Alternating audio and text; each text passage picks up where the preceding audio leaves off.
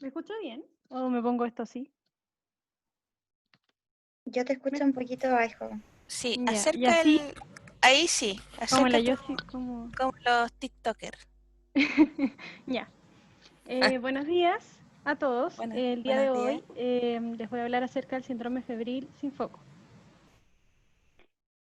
Partiendo, debemos conocer cuál es la definición de una fiebre.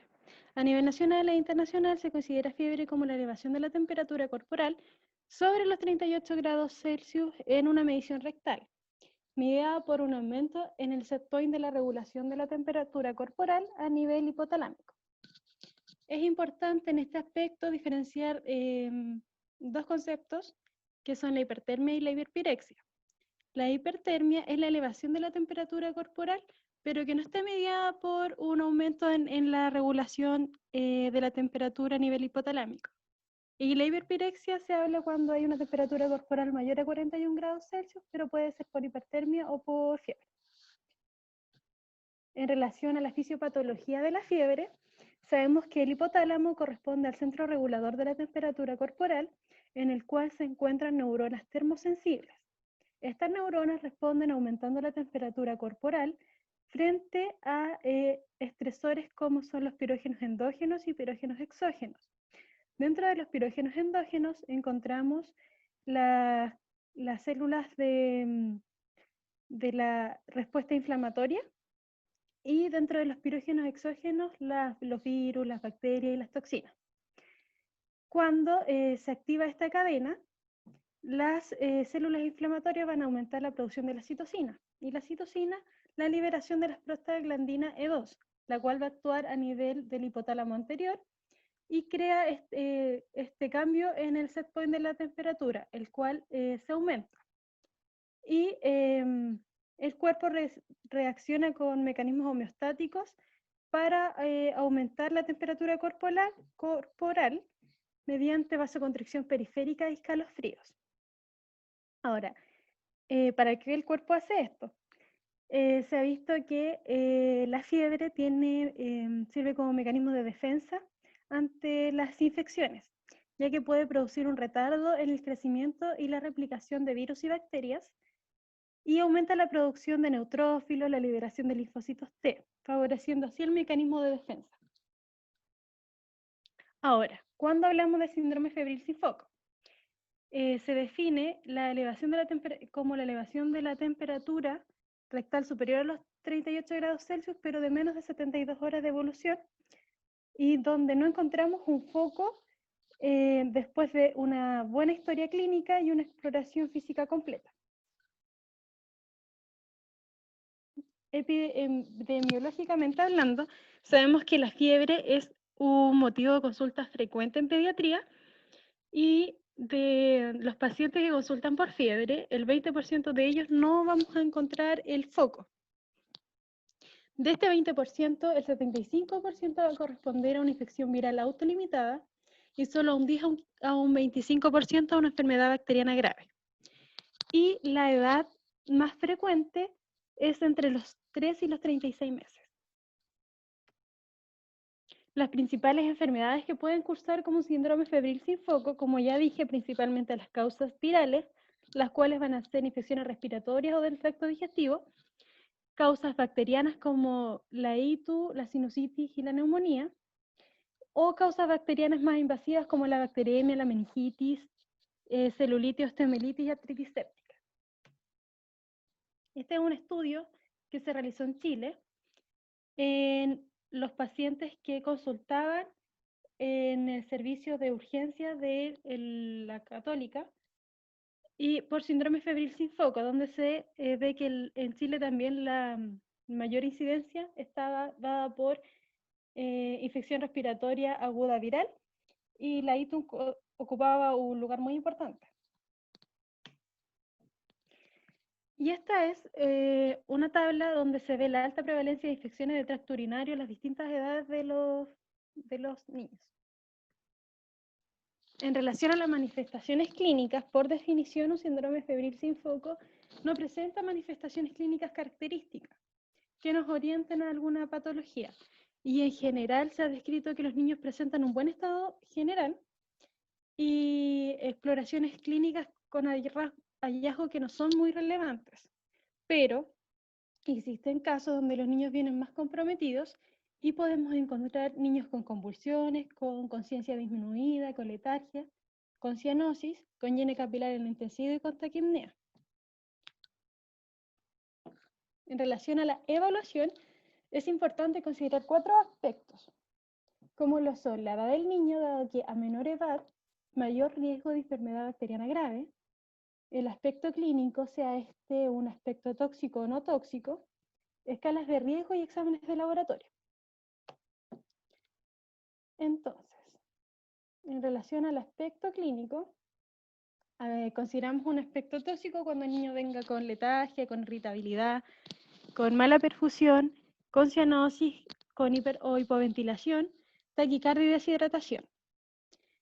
Esta tablita, que la saqué del manual de la PUC de este año, comparaba las distintas edades de los niños con la probabilidad de tener una infección bacteriana grave según el aspecto tóxico o no tóxico, en donde se ve que a pesar que en todas las edades el aspecto tóxico aumenta el riesgo de enfermedad bacteriana grave.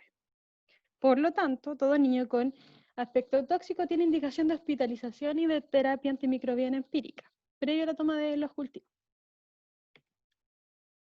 En el examen físico es importante igual buscar signos de enfermedades bacterianas. Revisarle siempre los oídos a los niños en busca de signos de otitis media supurativa aguda, ver si la membrana timpánica tiene algún abultamiento o alguna inflamación.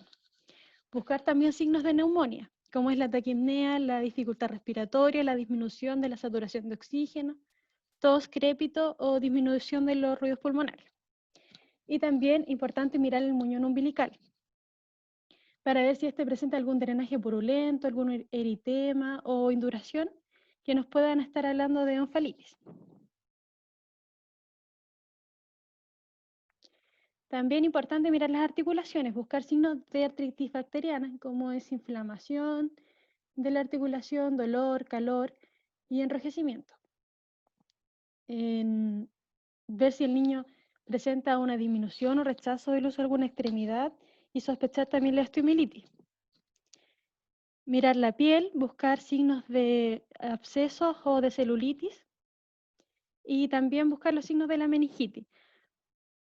Como se dijo en el seminario anterior de meningitis, los niños menores, los lactantes, tienen poca clínica, pero sí es importante ver si hay irritabilidad, si hay letargo, disminución del tono, revisar las fontanelas y rigidez de nuca. Es importante también buscar signos de infección virales graves, como lo es la infección por el virus herpes simple, donde podemos buscar vesículas mucocutáneas. En esta imagen tenemos vesículas en el cuero cabelludo y en esta otra vesículas en los ojos. Convulsiones, signos neurológicos focales, disminución respiratoria, apnea o neumonitis progresiva, conjuntivitis, irritabilidad, letargo, dificultad respiratoria, apnea, distensión abdominal. Otra infección viral frecuente puede ser una bronquiolitis, buscar signos de taquipnea, secreción nasal abundante, tos, auscultación, ver si presenta estertores o sibilancia. Y no menos importante en la actualidad es buscar el antecedente de exposición a COVID-19, cuál podría ser la causa de la fiebre. En relación al riesgo de infección bacteriana grave, este varía según la edad del niño. En los recién nacidos el riesgo es el más alto, correspondiendo a un 12 a un 28%. La infección del tracto urinario es la causa más frecuente. Ahora, si el niño, aparte de la fiebre, el recién nacido, aparte de la fiebre, presenta algún criterio clínico de laboratorio que esté alterado, esta probabilidad aumenta un 35%. Los agentes etiológicos más frecuentes son los adquiridos en el canal del parto o por transmisión perinatal. También como son el Streptococcus galactiae, el Escherichia coli, los enterococos, el Staphylococcus aureus y la Listeria monocitógena. Se consideró también de riesgo cuando la temperatura rectal es mayor a 40 o cuando el bebé es muy prematuro. A ver, los recién nacidos son más frecuentes a hacer enfermedades bacterianas graves porque tienen un sistema inmune que está más inmaduro. Y esta inmadurez es aún mayor en los prematuros. Es por esta razón que el riesgo de sepsis aumenta de 10 a 12 veces. Otro factor a considerar son los antecedentes maternos, saber si la mamá era portadora de estreptococo grupo B o si también tenía la infección del virus herpes simple. En los lactantes de 1 a 2 meses, la prevalencia de la infección bacteriana grave es menor, corresponde a un 1 a 2%. La infección de tracto urinario es la causa más frecuente y está seguida por bacteremias ocultas, principalmente por el Streptococcus pneumoniae, por Neisseria meningitidis, Streptococcus galactea, Salmonella y Haemophilus influenzae. Aquí es importante recalcar que en estos niños el Streptococcus pneumoniae siempre hay que sospecharlos porque ellos no han iniciado vacunación todavía.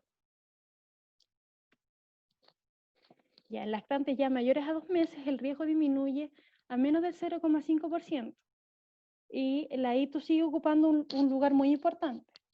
Los agentes etiológicos más encontrados son la Escherichia coli y la Klebsiella pneumoniae. Y otros agentes como el Streptococcus pyogenes, la Neisseria meningitidis y el Haemophilus influenzae NOV y el Staphylococcus aureus se pueden encontrar en bacteremios, meningitis y sepsis.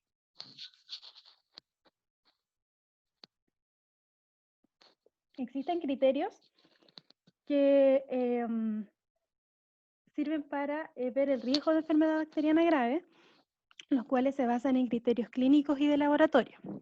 Uno de esos son los criterios de Rochester, donde se ve si el paciente tiene un buen estado general, si hay ausencia de enfermedad previa, si no hay evidencia de alguna infección focal y si los exámenes de laboratorio están normales. Esta escala se usa para lactantes menores de 2 meses y la probabilidad de que un niño con estos criterios tenga una enfermedad bacteriana grave es menos del 1,4%. Igual en algunas literaturas internacionales se describía como menos al 3%. Existe también otra escala que es la de Yost, que es para menores de 3 meses, donde una puntuación mayor a 7 nos habla de un riesgo de enfermedad bacteriana grave. Cabe recalcar que estas escalas no son muy buenas porque no son muy sensibles ni muy específicas. También está otra que es la YELE, que es para niños entre 3 y 36 meses, donde una puntuación menor a 10 es bajo riesgo y una puntuación mayor a 16 es un alto riesgo de enfermedad bacteriana grave. Dentro de los exámenes complementarios, es importante siempre considerar un hemograma para ver el recuento de leucocitos, puesto que se ha visto que un aumento en la cantidad de leucocitos aumenta la probabilidad de bacteremia. Es importante pedir el hemograma para ver el recuento de leucocitos y la fórmula diferencial. La proteína C reactiva, se ha visto que una PCR mayor a 7 aumenta el riesgo de infección bacteriana significativamente. Y una menor a 5, el riesgo es bajo, menor a 2%. La procalcitonina tiene varios beneficios en relación a la PCR. Uno de ellos es que asciende precozmente y también desciende rápido una vez iniciada la terapia antimicrobiana. Es por lo que se conoce un predictor temprano de sepsis. Los valores se considera alterada cuando está mayor a 0,5 nanogramos por ml. Y ya valores sobre 2 son predictores de sepsis. Valores menores a 0,05 se relacionan con un bajo riesgo de enfermedad bacteriana grave. A mayor aumento de la procalcitonina, mayor es el riesgo de enfermedad bacteriana. Este es un estudio que encontré en la revista chilena de pediatría que se publicó este año, en donde comparaba la utilidad de los parámetros clínicos y de laboratorio para presidir infección bacteriana en menores de 3 meses que se hospitalizaron como síndrome febril sin foco. Este estudio se realizó en el Hospital Ezequiel González Cortés y en el Calvo Maquena. De este estudio se los resultados fueron que la prevalencia de la enfermedad bacteriana grave correspondió a un 32% y las no enfermedades bacterianas graves un 68%. Si bien este resultado se escapa de la literatura que yo había mencionado en cuanto a la epidemiología de la enfermedad bacteriana grave, el artículo señalaba que podía haber un sesgo dado que los pacientes que se observaron fueron todos los que estaban hospitalizados como síndrome febril sin foco, no solo los que habían consultado. Y de esto la ITU tomó el primer lugar, como lo sospechábamos. En esta tablita se analizó la utilidad de cada parámetro, tanto clínico como de laboratorio, para ver cómo se correlacionaba con la probabilidad de una enfermedad bacteriana grave o si se encontraba en una no enfermedad bacteriana grave. Y lo que se concluyó fue que no había una significancia estadística para hablar de algún parámetro por sobre el otro, y se aconseja la combinación de parámetros como está disponible en las escalas que yo me había mencionado, como la de Rochester, que si bien se decía que no eran muy buenas, es como lo mejor que hay porque no se podía basar en ninguno de estos parámetros por sí solos. La radiografía de tórax Disculpa, pero en ese estudio no incluyeron la procalcitonina, ¿no? No. Solamente PCR, Sí. Sí, todas las leucocitos, comparaban PCR, fiebre y leucocitos. el aspecto clínico del paciente. Sí. Lo otro que tiene este estudio es que el N es bajito, son 34 niños. Sí. Sí. Pero igual estaba bastante Fue, actualizado y claro, son... fue lo que encontré de la Sí, literatura chilena que podía hablar acerca de claro. eso, porque Y lo otro que tiene es que también corrobora que las infecciones virales al parecer son en este estudio las más frecuentes, si bien el N es pequeño.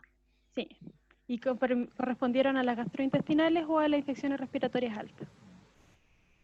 Ya, ya. Eso. Eso, ya. La radiografía de tórax no se realiza en todos los niños con síndrome febril agudo. Un estudio mostró que en lactantes menores de 3 meses asintomáticos a los que se les realizaba una radiografía de tórax, la probabilidad de encontrar una neumonía era 0%. Y en cambio, cuando estos pacientes presentaban algún síntoma respiratorio como la polipnea o la tos, la probabilidad aumenta a un 33%. En lactantes de 3 meses a 2 años que no presentaban síntomas, la probabilidad era de 3%. Y otro estudio que comparó a los preescolares con fiebres mayores a 39, que eran asintomáticos respiratorios, pero que tenían una leucocitosis mayor a 20.000, la probabilidad de encontrar una neumonía era de 25%. Es por esto que la radiografía de tórax debe solicitarse a cualquier edad cuando el niño presenta síntomas respiratorios o en niños mayores a 2 años que no presenta síntomas respiratorios, pero que la fiebre sea mayor a 39 y haya leucocitosis mayor a 20.000. Es importante no olvidar tomar un hemocultivo siempre en menores de 1 mes, en lactantes que presenten aspecto tóxico o cuando la leucocitosis sea mayor a 15.000. Ya, la realización de una punción lumbar, siempre considerarla en menores de 1 mes. En pacientes que presenten aspirina tóxica, cuando la evaluación del riesgo de bacteremia era alta, cuando presenten convulsiones o en mayores de 3 meses que presentan algún examen neurológico compatible con meningitis. O sea, ante la sospecha, PL. El urocultivo y la orina completa, no hay que olvidarla, puesto de que, como ya vimos, la infección del tracto urinario es muy frecuente a pesar de las distintas edades de los niños.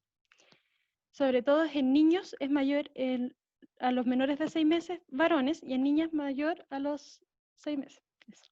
La prevalencia aumenta después de los 6 meses. Y se recomienda, si es posible, el cateterismo vesical o la punción suprapúbica. Si está disponible, tomar los antígenos para la influenza, sobre todo en los meses de invierno. Detectar antígenos en la nasofaringe. principalmente en niños con síndrome febril sin foco de pocas horas de evolución, aunque no presenten síntomas respiratorios. Estas son sugerencias que encontré en UpToDate. ¿Qué hacer con un niño con un aspecto tóxico? ¿Qué exámenes solicitar? Solicitar la glucosa, el hemocultivo, los análisis de orina completa y urocultivo, cultivo de heces si es que el paciente presenta diarrea con mucosidad o sangre, recuento de leucocitos con diferencial, la punción lumbar tanto para cultivo como para tinción Gram, y realizar también, si es posible, o si se sospecha, estudios para virus herpes simple. Los pacientes con shock séptico, agregar en las pruebas de coagulación fibrinógeno dímero de lactato sérico, bilirrubina total en suero y alanina aminotransferasa y el calcio. Bueno, como habíamos visto, los pacientes con aspecto tóxico tienen un alto riesgo de enfermedad bacteriana grave, pero los recién nacidos, aunque tengan una buena apariencia, tienen un riesgo considerable de enfermedad bacteriana grave. Este fue un estudio que se realizó después de ya la inducción de las vacunas, donde se ve el riesgo en los menores de 28 días de tener alguna enfermedad bacteriana grave. La meningitis ocupó del 0,3 al 3%, la bacteremia del 1 al 5% y la infección del tracto urinario del 16 al 28%. ¿Qué hacer en los bebés con buena apariencia, pero que son mayores de 1 mes y menores de 3 meses? Considerar el recuento de leucocitos con diferencial, la procalcitonina, el PCR, el hemocultivo, radiografía de tórax, pero como vimos cuando los niños presentan síntomas, y muy importante, el análisis de orina y el urocultivo. Ahora, ¿qué pasa si consulta a un paciente con síndrome febril sin foco y en nuestro estudio objetivamos una bronquiolitis?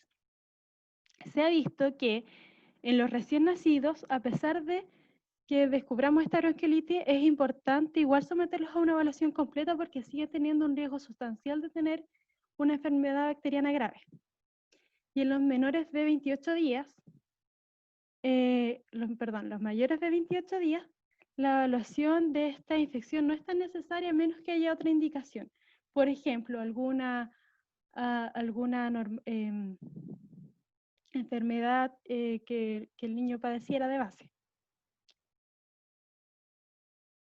En la influenza también se vio lo mismo, por lo cual también se recomienda una evaluación completa de sepsis en los recién nacidos con fiebre, a pesar de que dé positivo el test de influenza. Y también lo mismo para los pacientes con aspectos tóxicos que ya eran mayores a 1 mes. Pero los pacientes que son mayores a 1 mes y que se encuentran con buena apariencia clínica, lo que se recomienda es el análisis de orina y el urocultivo.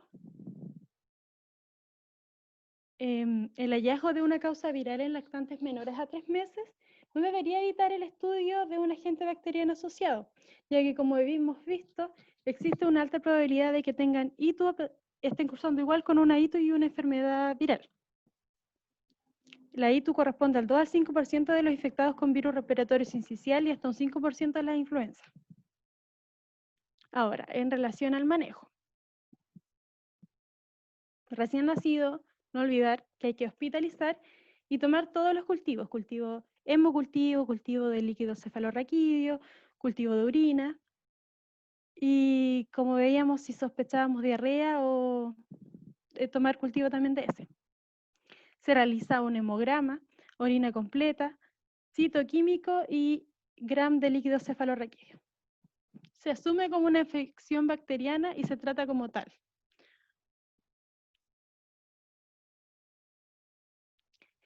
En los niños mayores a 1 mes, entre 1 y 2 meses, están tan cercanos a la población de riesgo, que son los recién nacidos, que se decide estudiar igual que el recién nacido, con los mismos exámenes.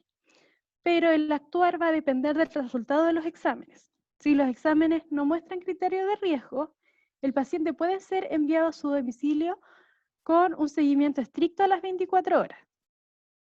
Pero si alguno de los exámenes sale alterado, el niño debe ser hospitalizado y empezar terapia empírica con ceftriaxona previa realización de la punción lumbar. Algunos autores también recomiendan agregar ampicilina para la cobertura de listeria monocitógena en los niños que están más cercanos a la edad de los recién nacidos. Para los mayores de 2 meses, para el corte para saber si tomamos o no exámenes de laboratorio, se ha descrito la temperatura. Si la temperatura es mayor a 39 grados Celsius en los niños menores de 6 meses, se realizan exámenes. Pero si en los mayores de 6 meses, el corte es 39,5.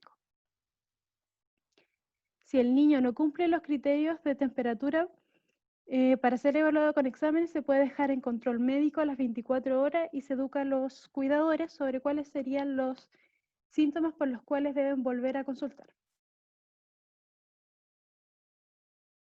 Ya. La evaluación inicial es ideal que nosotros no olvidemos realizar un urocultivo y una orina completa. Si el resultado es negativo y el lactante tiene al menos dos dosis de su vacuna neumocócica o de Haemophilus influenzae, se sugiere también, si tiene menos de 2 dosis de las vacunas, se sugiere realizar un hemograma y un hemocultivo.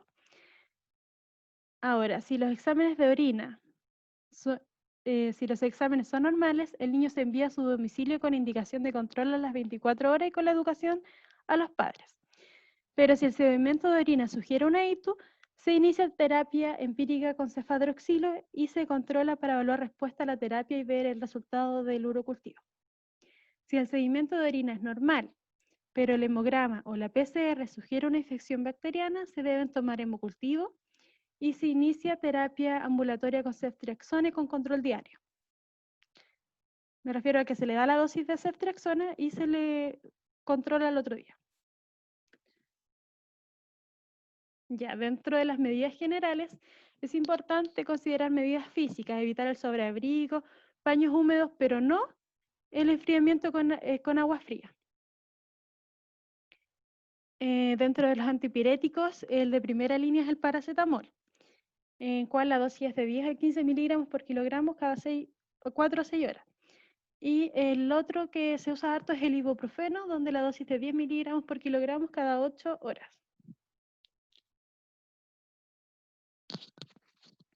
Ya, dentro del tratamiento, ya había mencionado que los recién nacidos se tratan con ampicilina y gentamicina. La dosis de la ampicilina es de 100 a 200 miligramos por kilogramo día cada 12 horas y la genta de 5 miligramos por kilogramo día. Si se sospecha meningitis, es importante cambiar la gentamicina por cefatoxima. En lactantes ya mayores a 2 meses se recomienda la ceftriaxona. Y si se sospecha meningitis bacteriana, se puede asociar a vancomicina. Ya, no sé si se ve bien, pero es un esquema que encontré, que resume lo que yo ya he dicho. Cuando consulta a un paciente febril sin foco, con aspecto tóxico, ya sabemos que se trata se hospitaliza y se estudia. Ahora, si es sin aspecto tóxico, el manejo va a variar según la edad. Si es menor a 28 días, se hospitaliza, se le toman todos sus cultivos, sus parámetros inflamatorios y vamos a actuar después según, se inicia tratamiento antimicrobiano empírico. Si el paciente tiene entre 1 y 2 meses, tomamos los mismos exámenes, pero vamos a actuar según el resultado de los exámenes. Y en los pacientes mayores a 2 meses, vamos a realizar la toma de exámenes según la fiebre. Si son menores a 6 meses, el corte es 39, y si son mayores a 6 meses, el corte es 39,5. Si los exámenes salen alterados, se tratan, y si el examen sale normal, se puede ir para la casa y con control y educación de los síntomas del asma. Esa ha sido mi presentación.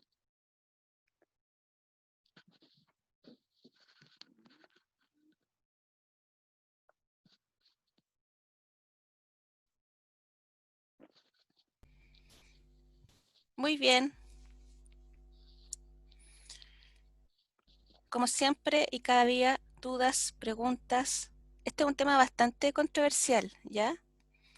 Em, Doctor Gutiérrez, ¿alguna opinión que tenga que hacer? ¿Alguna pregunta? No, O no, si no, alguien... no, quedó claro. Ujú. Realmente eso es verdad lo que tú dices, muy controversial entre los signos de Rochester y los de Yale, y los de Dios. Siempre están en discusión. Mm, Pero ustedes tienen que sí puntualizar que el síndrome febril agudo, que sin foco, siempre hay que siempre buscarle causa. No quedarse que, bueno, que sí es, porque la etiología viral siempre juega un rol importante, pero no hay que quedarse con eso, y menos en menores de 3 meses. Hay que tener mucho cuidado en eso. Ok. mm. Sí, el síndrome febril sin foco, algunos autores echan por tierra toda esta escala, pero yo igual encuentro que son importantes porque em, de algo hay que tomarse para poder empezar a- a estudiar un niño, ¿ya? Y más que estudiar es pesquisar a aquellos niños que pueden ser candidatos o están cursando con una infección bacteriana grave, ¿ya? De eso se trata el síndrome febril sin foco, de poder pesquisar, ¿ya? Y detectar tanto clínicamente como por edad y por exámenes, ¿no es cierto?, aquellos niños que pueden evolucionar a una infección bacteriana grave, como meningitis, ya, que es una emergencia infectológica, como neumonias, como infección urinarias, ¿no es cierto?, en aquellos, sobre todo en aquellos niños menores de 3 meses que sé que se tienen que hospitalizar, porque en el recién nacido está bien claro en toda la literatura, ya se dice que el recién nacido febril se tiene que hospitalizar sí o sí por las razones que Camila expuso. Em, el ejemplo más explícito para ustedes en relación al síndrome febril sin foco e infecciones bacterianas graves fue el de la meningitis, po. Cuando tuvimos el 2012 el brote de meningitis por W135, los niños llegaban con fiebre, ¿ya?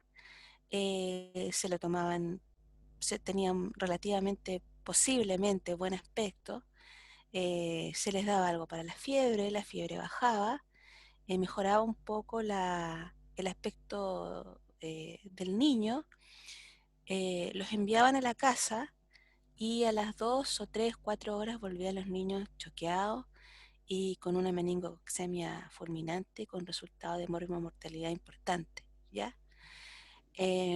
Por esa razón es importante pesquisar, ¿ya? Recuerden ustedes que los criterios de Rochester van por el lado positivo y los otros criterios de GIOS y de Yale van por el lado negativo, ¿ya? Así que eh, yo soy de la opinión que hay que utilizarlos porque si uno se guía por la experiencia propia, ya la medicina basada en evidencia dice que para que tú tengas experiencia propia respecto a una determinada situación clínica, tendría que tener como 4 vidas, ¿ya? Porque el N no alcanzaría, ¿ok? Igual la medicina basada en experiencia es muy importante, ¿ya? Pero también uno tiene que reconocer que como médico puede llevar muchos años haciendo un enfrentamiento de un niño equivocadamente, ¿ya? Y por eso la medicina basada en evidencia es muy importante porque a uno lo hace actualizarse en relación a cosas que antes realizaba y que estaban equivocadas, ¿ya? Eh, También la literatura es bien clara en decir que la gran mayoría de los niños con síndrome febril sin foco, la causa más importante, o sea, no es la más importante, la más frecuente es viral, ¿ya?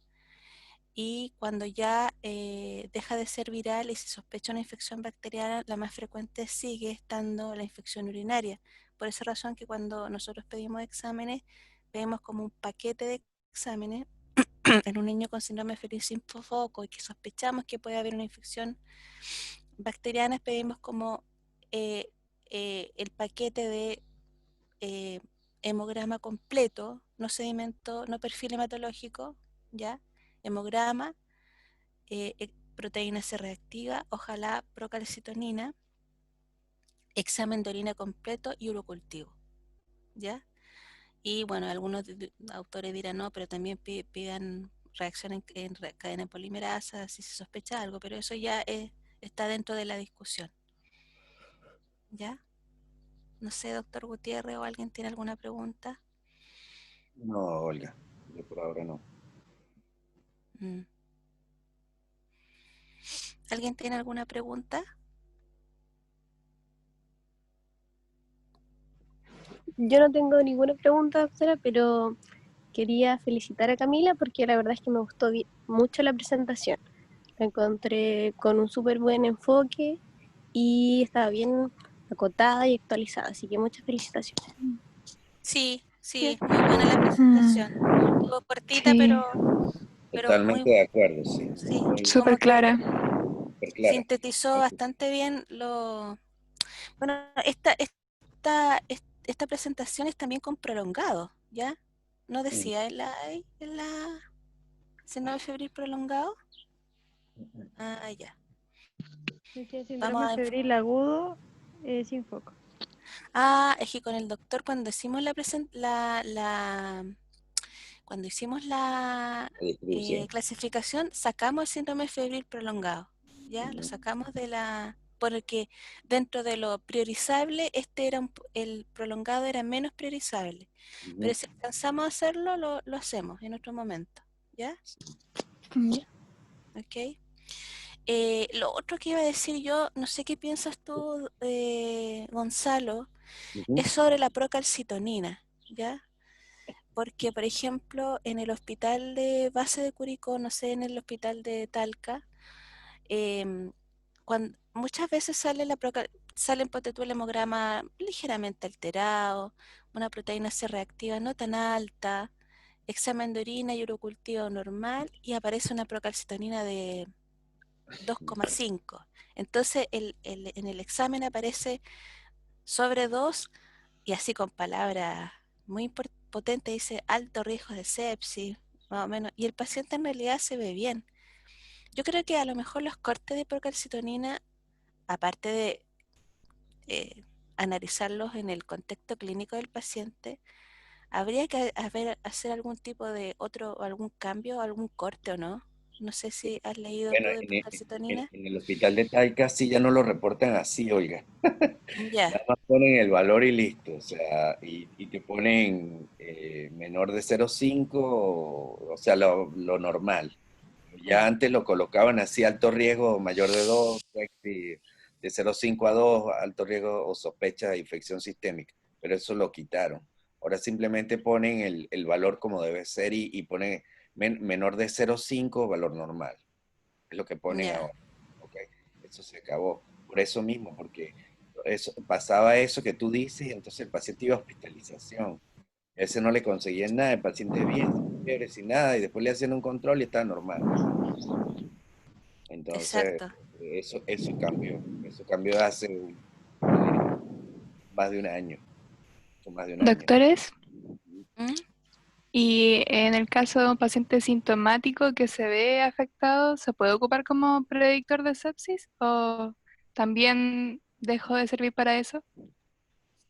Sí, Natalia, nosotros de hecho lo utilizamos como predictor de sepsis en la UCI y es para nosotros de seguimiento también, porque nosotros por lo general llega un paciente con sospecha de sepsis o que estemos en un cuadro séptico como tal, nosotros le pedimos de entrada y uno no debería pedirle todos los días porque realmente uno debería hacer como una curva de cada 72 horas y ver cómo va la respuesta de 48 a 72 horas. Entonces nosotros lo vemos como marcador de que estamos haciendo bien las cosas o que está respondiendo a la anticoagulación, pero como seguimiento como tal.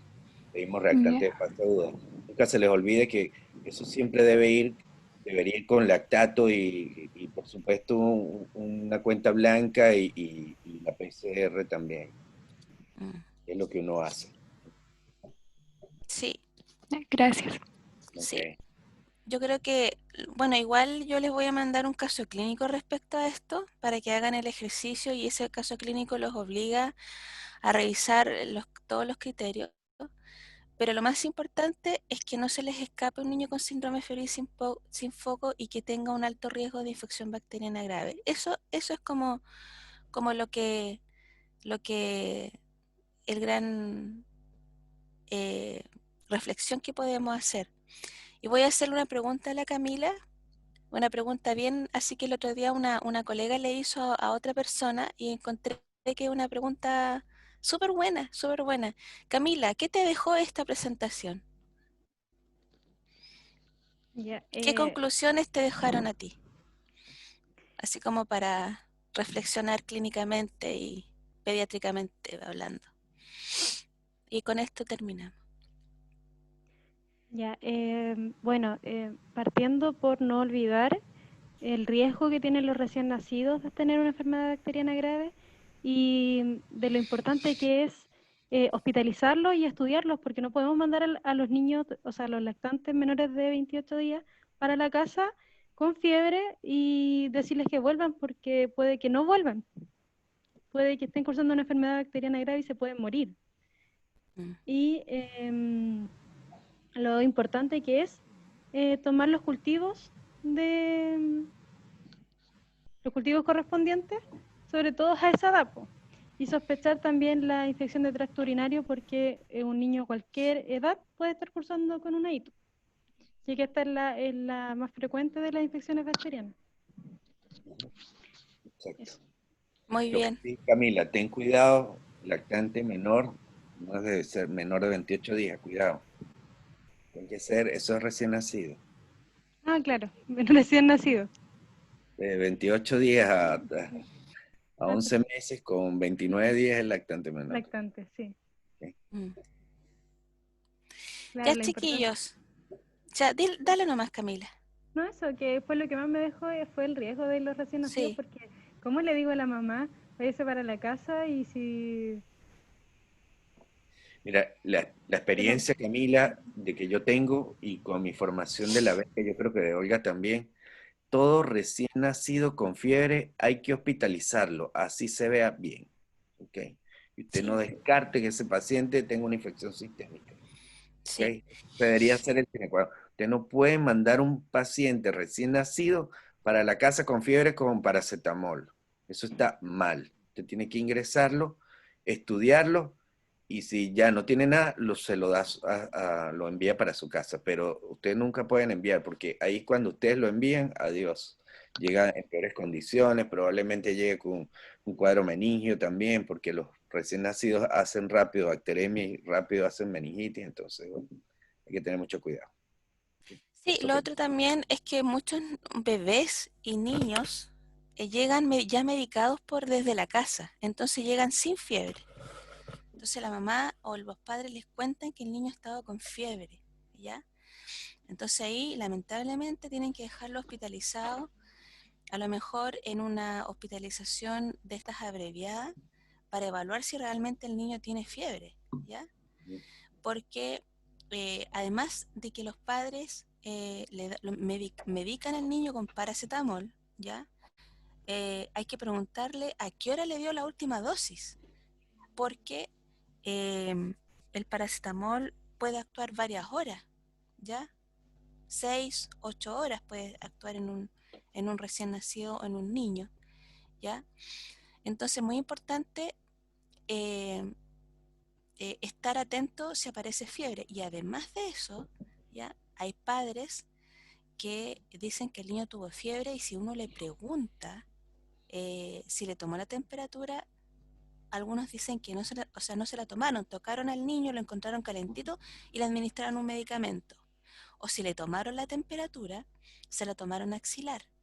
Cuando todos los pediatras sabemos que la temperatura axilar en los niños, en los lactantes, es poco confiable, ¿ya? Porque el paquete vascular que pasa por la axila del niño es pequeño, entonces no se logra pesquisar.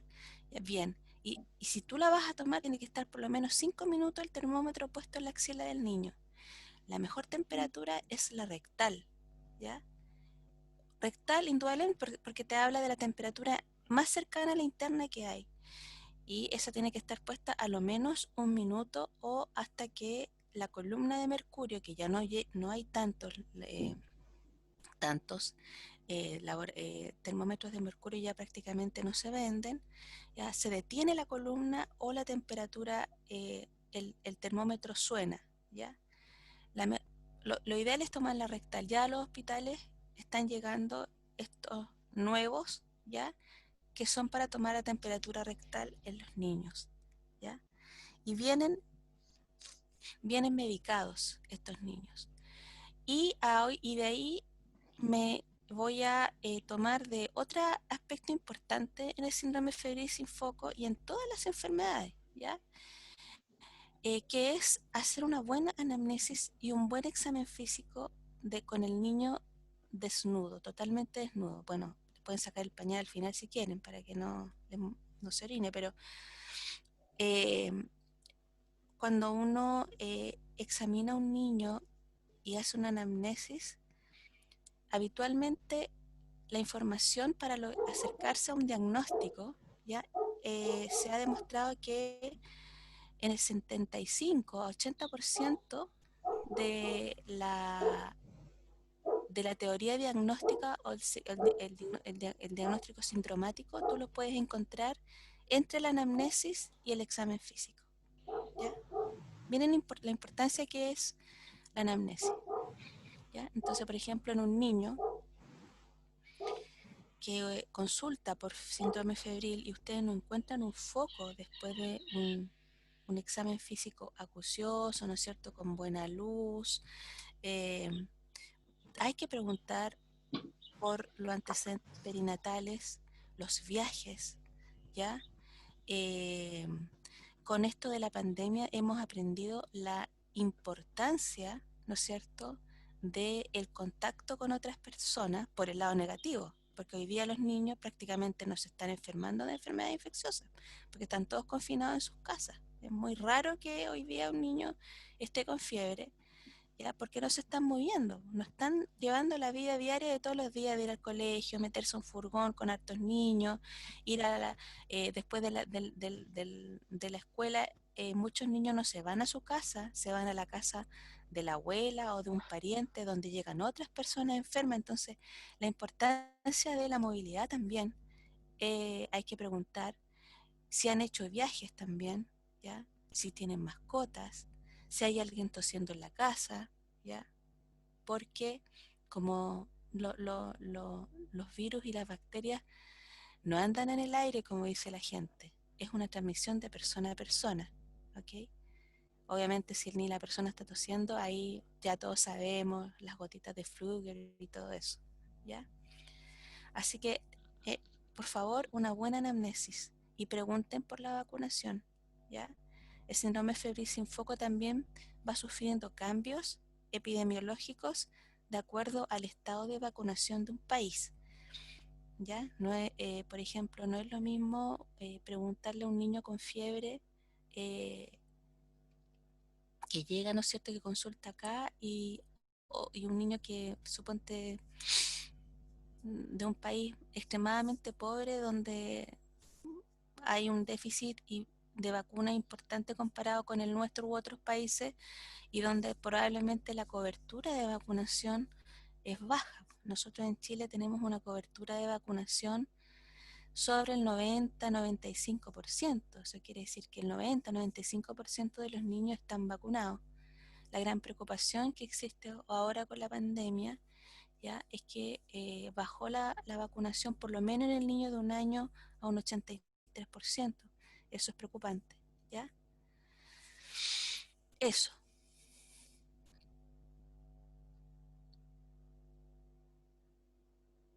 Entonces, dejamos hasta aquí esta reunión y nos juntamos hoy día a las 18 horas. No sé si nos podremos juntar con este mismo link o ya no, porque yo le puse 3 horas. ¿Qué pasa ahí? No, no se puede, Alba. O sea, Ya, tendrías que dejarlo abierto, entonces no tiene ningún sentido. ya. Pero es mejor hacer una nueva reunión porque yo estuve leyendo las políticas de seguridad de Zoom y se recomienda en lo posible tratar de evitar reuniones recurrentes porque el ID es el mismo. El mismo, Se lo exacto. entonces se puede copiar, se Ujú, puede exacto, copiar de otros lados, ¿ya? exacto. Ujú. Así que voy a tener que hacer otro link, ¿ya? Otro link. Ujú. Muy bien, nos vemos a la tarde. Ya, Chao. nos Hasta vemos. luego, nos vemos. Ok, Chao. cuídense.